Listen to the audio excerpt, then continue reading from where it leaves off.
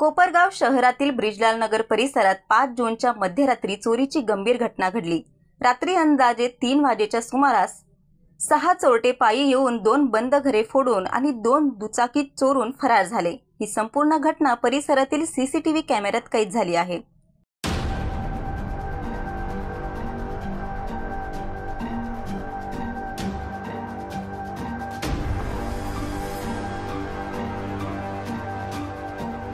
चोरट्यांनी कटरच्या सहाय्याने कुलूप तोडून घरात प्रवेश केला। दोन्ही घरातून किरकोळ मुद्देमाल चोरला गेला, मात्र सुदैवाने मोठे आर्थिक नुकसान टळले। विशेष म्हणजे चोरटे पायीच आले होते, मात्र चोरीनंतर ते घटनास्थळी उभ्या असलेल्या 2 दुचाकी चोरून चक्क त्याच गाड्यांवर बसून पोबारा झाले। या प्रकारामुळे चादर गँग पुन्हा सक्रिय झाल्याची शक्यता व्यक्त केली जात आहे। हे चोरटे चादरीचा वापर करून रात्रीच्या वेळी टोळीने चोरी करतात। घटनेची माहिती मिळताच कोपरगाव शहर पोलीस तात्काळ घटनास्थळी दाखल झाले असून तपास सुरू आहे। सीसीटीव्ही फुटेजच्या आधारे चोरट्यांची ओळख पटवण्याचे काम पोलिसांकडून सुरू आहे। दरम्यान परिसरात भीतीचे वातावरण निर्माण झालं असून पोलिसांनी नागरिकांना आपल्या घरांची सुरक्षा बळकट करण्याचे आवाहन केले आहे।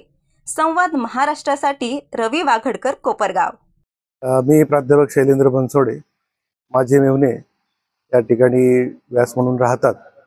त्यांचं घर आज पहाटे फोडण्यात आलंय। घरामध्ये सगळ्या वस्तूंची उचकापाचक केली आहे, सगळ्या वस्तू इकडे तिकडे करून टाकल्यात। घरातला टीव्ही त्यांनी तोडून घेऊन गेलेले आहेत आणि इतरही किरकोळ वस्तू त्यांना माझ्या हाताला लागल्या त्या सगळ्या घेऊन गेलेल्या आहेत। आमच्या घराबरोबरच इतर आणखी 2-3 घरांमध्ये सुद्धा घरफोडी झालेली आहे।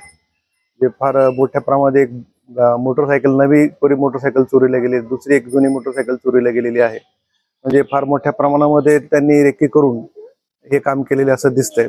साधारणपणे या सगळ्या ब्रिजलाल नगर मधल्या रहिवाशांनी मिळून त्याच्यावर तातडीने काहीतरी कारवाई करणं गरजेचं आहे। कुणीतरी एखादा वॉचमन ठेवून या सुरक्षेची जबाबदारी निश्चित करणं अत्यंत आवश्यक आहे, नाहीतर या घरफोड्या दिवसेंदिवस अशाच पद्धतीने वाढत राहतील।